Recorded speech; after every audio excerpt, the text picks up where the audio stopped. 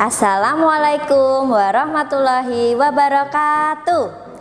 Anak-anak, apa kabarnya hari ini? Semoga selalu dalam keadaan sehat walafiat, selalu dalam lindungan Allah Subhanahu wa taala. Tetap semangat ya, meskipun belajar di rumah, Bu Guru tetap akan mendampingi anak-anak selama belajar di rumah.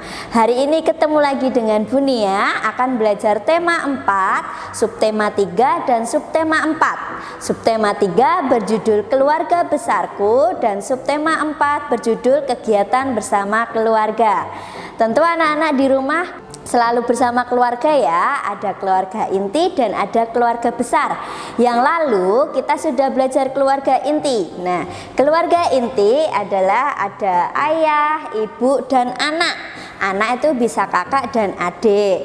Nah, hari ini kita akan belajar keluarga besar. Keluarga besar ada ayah, ibu, kakak, adik, kakek, nenek, terus paman, bibi, sepupu, om, tante. Nah, tentunya saat bersama keluarga kita selalu merasa senang, selalu merasa gembira. Apapun kegiatan yang dilakukan dengan keluarga terasa bermanfaat dan membahagiakan. Nah, hari ini kita akan belajar tentang asal daerah dari keluarga kita. Nah, tentu anak-anak pernah ya waktu Lebaran gitu pulang ke rumah nenek dan kakek, istilahnya adalah mudik, atau pernah jalan-jalan ke rumah paman dan bibi. Tentu asal daerahnya berbeda-beda.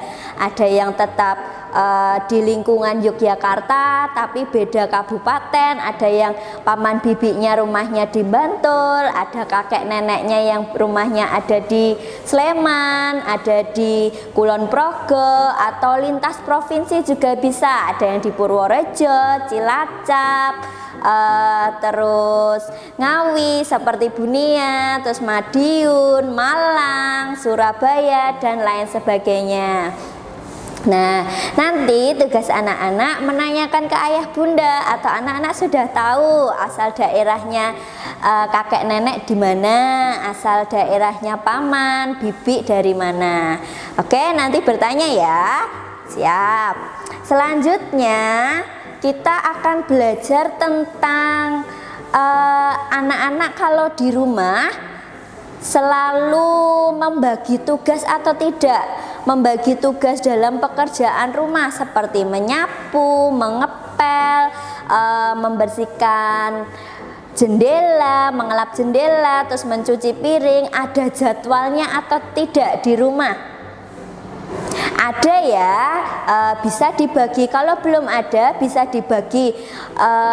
Hari ini hari Senin waktunya kakak yang mencuci piring, ibu yang menyapu, terus ayah yang mengepel, terus adik bagian yang mengelap kaca. Nah, itu hari Senin. Hari Selasa pembagian tugasnya berbeda lagi, karena kakak kemarin sudah mencuci piring. Di hari Selasa kakak tugasnya bergantian menyapu halaman, terus ayah mencabut rumput. Dibeda-bedakan terus tiap harinya, tidak apa-apa. Atau Bunia kalau jadwalnya setiap hari sama tapi tetap dibagi tugasnya, itu nggak apa-apa ya, nggak apa-apa. Yang penting anak-anak selalu membantu orang tua di rumah. Bila pekerjaan dikerjakan bersama-sama, tentunya akan lebih menjadi ringan dan cepat selesai. Nah, kalau dikerjakan sama-sama berarti namanya adalah bekerja sama ya. Nanti kita coba anak-anak mengerjakan ya, di buku ada tabel-tabelnya. Besok akan dikerjakan bareng-bareng, oke? Dengan orang tuamu dan teman-teman yang lainnya. Selanjutnya karena kita sudah belajar tentang keluarga inti dan keluarga besar, kita fokusnya ke keluarga besar ya. Oke, nah Bunia akan coba memperkenalkan keluarga besarnya Bunia. Misalnya ayahnya Bunia bernama Pak Parji, terus ibunya Bunia bernama Bu Darmi, terus kakaknya Bunia namanya Mbak Indah, kakaknya Bunia yang kedua namanya Mbak Retno, terus Bunia sendiri namanya Bunia, ya kan?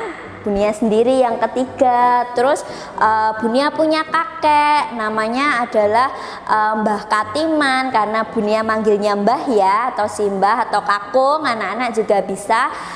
Bunia manggilnya Mbah Katiman. Terus Bunia punya neneknya Bunia juga manggilnya cuma Mbah aja. Jadi neneknya Bunia bernama Mbah Jumina. Terus Bunia juga punya paman namanya kalau di tempatnya Bunia itu paman sama dengan Pak Poh atau Pak Le. Pak Poh, Pak Le, terus apalagi ya panggilannya di tempat anak-anak pasti ada yang berbeda. Pak Poh itu sama dengan paman. Bunia punya pamannya dua, ada Pak Poh, Bunia manggilnya Pak Poh Darno, sama satu lagi Pak Poh Pur. Nah, Bunia juga punya bibi namanya Bu Poh In sama Bu Poh Nur. Terus habis itu Bunia juga punya banyak sekali sepupunya Bunia ada banyak sekali, ada Mbak Ita, ada Mas Tio. Nah, nanti anak-anak bisa menyebutkan, Bunia harapkan anak-anak juga bisa menyebutkan keluarga besarnya anak-anak sendiri, dari nama ayah, ibu, kakek, nenek, terus om, tante, kalau ada bisa disebutkan semua ya. Jangan sampai salah ya. Keluarga inti hanya ada ayah, ibu, dan anak. Keluarga besar ditambah kakek, nenek, paman, bibi, sepupu, om, tante ya. Nah, tentu pada saat bersama dengan keluarga pasti anak-anak selalu saat lebaran biasanya anak-anak selalu diberikan angpau atau uang saku, diberikan uang saku, ini uang sakunya, uang lebarannya gitu. Biasanya anak-anak harus mengucapkan apa? Betul sekali, anak-anak mengucapkan terima kasih ya. Setelah dibantu, setelah ditolong, setelah diberikan sesuatu oleh seseorang, hendaknya kita mengucapkan terima kasih. Jangan dilupakan ya mengucapkan terima kasih. Contohnya hari ini Bunia dikasih kue. Bunia dikasih kue oleh temannya Bunia. Bunia harus mengucapkan apa? Apakah Bunia diam saja atau Bunia harus mengucapkan enak? Apakah hanya seperti itu? Tidak, tentunya Bunia harus mengucapkan terima kasih. Caranya berterima kasih, satu, terima kasih ya, kuenya sangat enak. Terus selain dikasih karena dikasih sesuatu oleh orang lain, bisa juga kita berterima kasih atau bersyukur. Bersyukur itu juga salah satu ungkapan terima kasih kita kepada Allah, kepada orang tua kita. Caranya bagaimana sih? Yuk kita coba membuat kalimat ungkapan terima kasih kepada Allah dan kepada orang tua. Contohnya satu, masih ingat ya, kalau membuat kalimat jangan lupa anak-anak minimal buatlah dari 3 kata ya. Terima kasih ya Allah karena masih diberi kesehatan. Bisa terima kasih ya Allah karena diberi anggota tubuh yang lengkap. Terus terima kasih ya Allah karena diberikan keluarga. Terima kasih ya Allah diberikan makanan yang enak. Bisa. Terus selanjutnya kalau anak-anak berterima kasih kepada orang tua, caranya bagaimana? Contohnya, ada contohnya enggak? Anak-anak bisa? Betul sekali. Bisa juga dengan terima kasih ya ayah, ibu sudah merawatku sejak kecil. Terima kasih ayah, bunda telah memberikanku makanan yang enak, yang lezat. Terima kasih ibu telah melahirkanku. Terus apa lagi? Pasti anak-anak bisa mengerjakannya dengan baik. Oke, tadi kita belajar ungkapan terima kasih. Ungkapan terima kasihnya tadi untuk siapa dan siapa? Betul sekali, untuk Allah dan untuk orang tua. Kita ulangi lagi tadi satu contohnya, rasa syukur kita dengan cara berterima kasih gimana? Betul, gini. Terima kasih. Terima kasih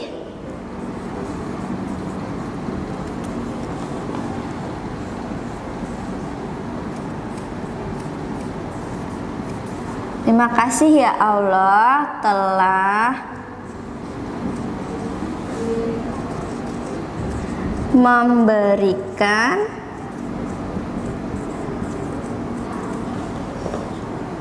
kesehatan. Oke, sekarang kalau untuk orang tua, betul. Terima kasih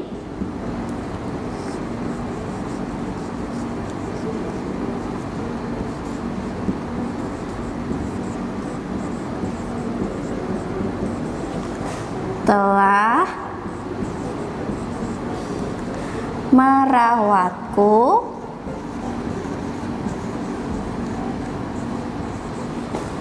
sejak kecil.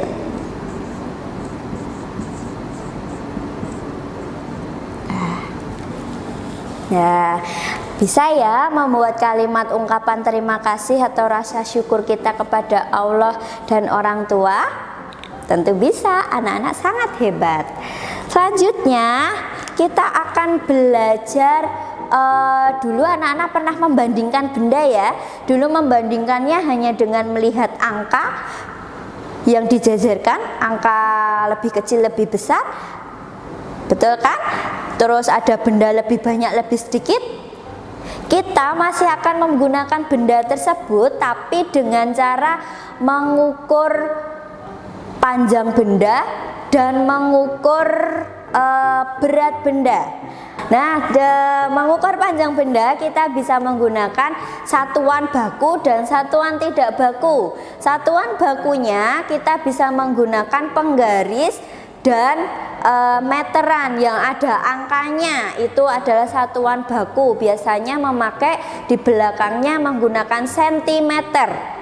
Nah, kalau satuan tidak baku kita biasanya menggunakan jengkal tangan, depat, terus langkah kaki, pakai spidol gini bisa, pakai pensil juga bisa ya. Nah, selanjutnya seperti yang Bu Nia jelaskan tadi, kita akan belajar mengukur panjang benda menggunakan satuan tidak baku.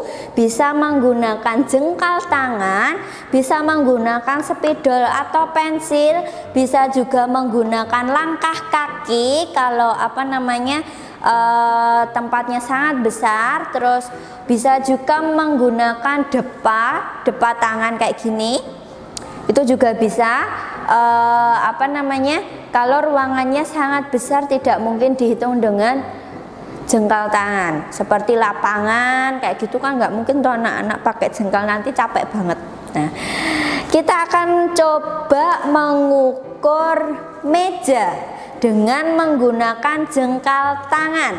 Perhatikan ya, jengkal tangan. Caranya nanti seperti ini. Perhatikan ya, kita akan mengukur panjang meja dengan jengkal tangan.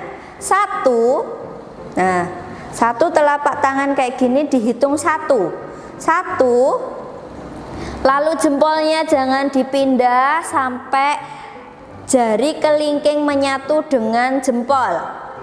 Kalau sudah menyatu, kelingkingnya tetap berada di tempat, ganti jempolnya yang melangkah. 2,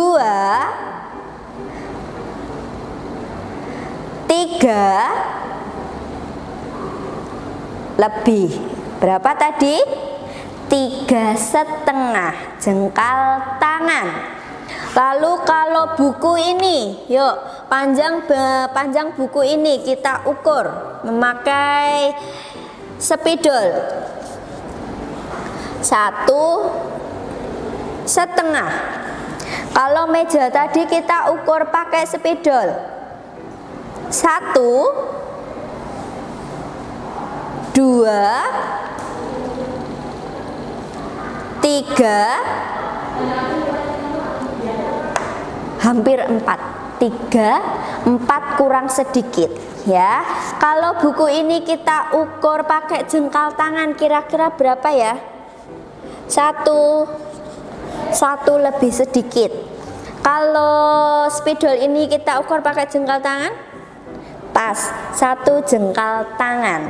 Nanti anak-anak bisa mencoba mengukur meja rumahnya masing-masing ada berapa jengkal tangan. Siap? Siap, oke. Kalau sekarang Bunia tanya perbandingannya dari panjang meja dan spidol, lebih panjang yang mana?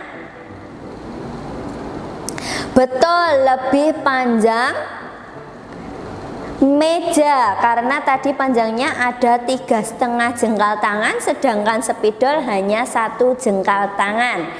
Kalau kalau ini kan cuma 1 jengkal tangan, kalau aku mau ngukurnya pakai korek api bisa nggak?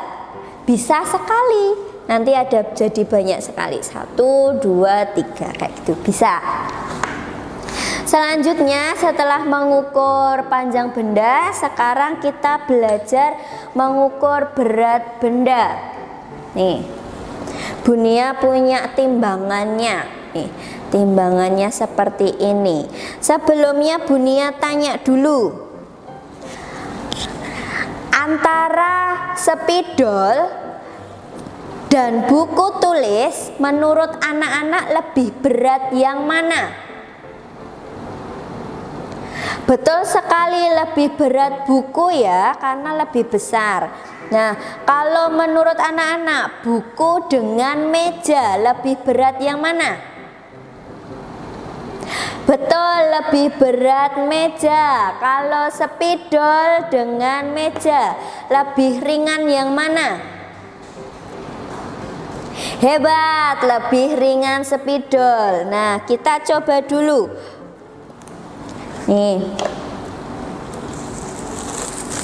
menggunakan, Bunia pakainya plastik ya. Nih, spidolnya di sebelah sini Bunia isi 2 spidol. Nih 2 spidol. Lalu yang ini juga Bunia isi pakai 2 lem. Nah, kelihatan ya, lebih berat yang mana anak-anak? Setelah kita timbang 2 spidol dan 2 lem, lebih berat yang mana? Apakah spidol? Bukan. Apakah lem? Betul sekali. Kalau serongnya ke arah bawah, yang berada di bawah ini tentu lebih berat. Kalau berada di atas itu namanya lebih ringan. Lalu kalimat pembandingnya menjadi seperti ini. Spidol, 2 spidol lebih ringan dibandingkan dengan 2 lem. Lalu kita coba lemnya, kita ambil 1.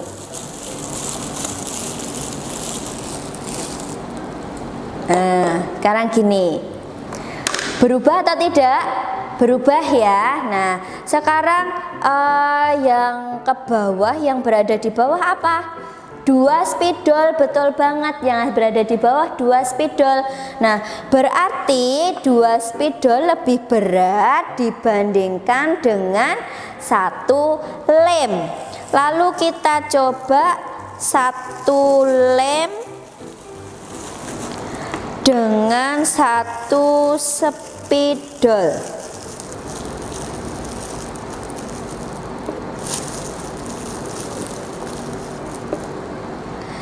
ternyata lebih berat, spidol lebih ringan daripada lem. Lem lebih berat daripada spidol. Nah, sudah paham ya? Kalau yang berada di bawah berarti lebih berat. Kalau yang berada di atas berarti lebih ringan. Selanjutnya, Bu, aku mau mencoba menimbang dengan di rumah, tapi aku nggak punya alat seperti Bu Nia. Boleh memakai gantungan baju seperti ini, pasti punya kan di rumah. Nah, kita coba seperti ini ya. Nah, kita coba sama aja, pakai plastik boleh. Nah, kalau menggunakan hanger baju itu memang tidak begitu terlihat ya, tapi coba anak-anak cermati. Ini lebih serong ke bawah, ya kan? Tuh, berarti lem lebih berat daripada satu spidol. Sekarang kita coba nih. Nah, sekarang kita coba nih, dilihat serongnya berubah ya.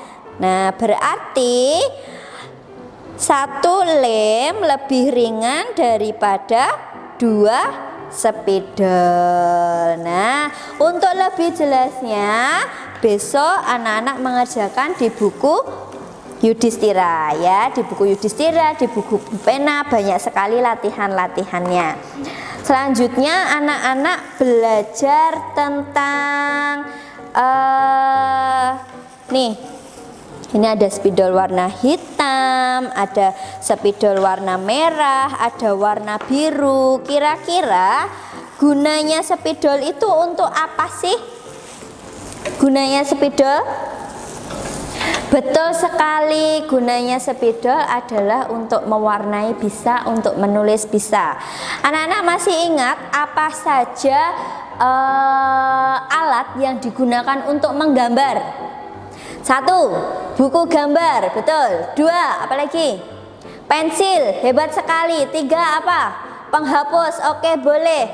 4, apa? Yang ada warnanya apa? Betul sekali, pewarna. Nah, semua yang anak-anak ucapkan tadi, anak-anak jawab tadi adalah alat-alat untuk menggambar dan mewarnai. Kira-kira menggambar dan mewarnai itu termasuk prakarya 2 dimensi atau 3 dimensi? Ya, hebat sekali. Kalau berupa gambaran itu adalah prakarya 2 dimensi, kecuali jadi bentuknya seperti ini. Bisa dilihat dari beberapa sisi, itu namanya 3 dimensi.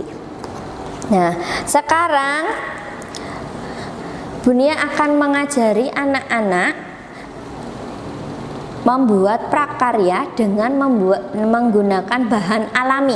Tapi besok anak-anak membuatnya boleh, tapi tidak dikumpulkan karena sudah sangat banyak tugasnya, nak.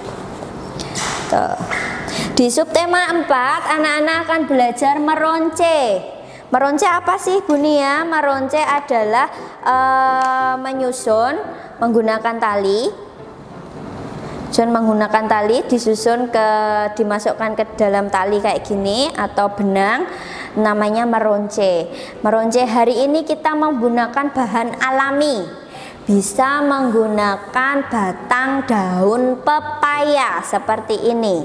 Nah, bisa menggunakan batang daun pepaya lalu menggunakan tali. Talinya bebas mau pakai benang yang bisa apa namanya? Elastis. Nah, anak-anak menggunakan ini batang daun pepaya, bisa menggunakan tali seperti ini, bisa juga menggunakan benang yang elastis yang bisa melar ya. Nah, caranya gimana Bu Nia? Kan itu nggak bisa ada daunnya. Nah, harus dipotong dulu. Pakai pisau ya memotongnya, pakai gunting boleh. Kalau ada gunting apa namanya untuk daun nggak apa-apa. Kalau nggak ada boleh pakai pisau, tapi harus dibantu dengan orang tuamu. Nah, di sini dilihat.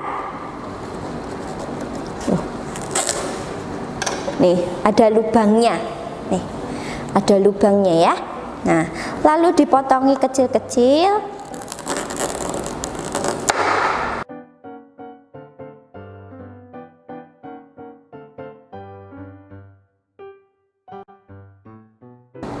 Nah, sudah jadi ya, nih banyak lubangnya kayak gini. Bu Nia, kenapa sih nggak beli mutiara aja atau bahan-bahan yang buat meronce itu? Nah, kalau beli kita berarti memakai bahan buatan. Itu buatan manusia, bukan bahan alami ya. Kalau ini kan dari alam, dari daun kayak gini, itu buatan Allah, berarti lebih alami ya. Tapi Bu, itu kan ada yang bahan alami yang dikeringkan. Oke, kalau itu nggak apa-apa, tapi kalau ini kan lebih alami dan anak-anak bisa mencari di sekitar rumah kita. Caranya dimasukkan, jangan lupa yang bawah ini dipegangi. Nanti kalau nggak dipegangi langsung jatuh seperti ini ya. Nah, dipegangi, ini dipegangi, terus ini dimasukkan, terus dimasukkan lagi sampai habis, sampai talinya penuh dan bisa ditali ya. Anak-anak bisa membuatnya di rumah. Nanti kalau sudah jadi bisa dibentuk kalung, bisa dibentuk gelang, nanti bisa buat dipakai mainan di rumah, bisa dipakai untuk ayah atau untuk bunda ya, boleh, atau untuk anak-anak sendiri juga boleh.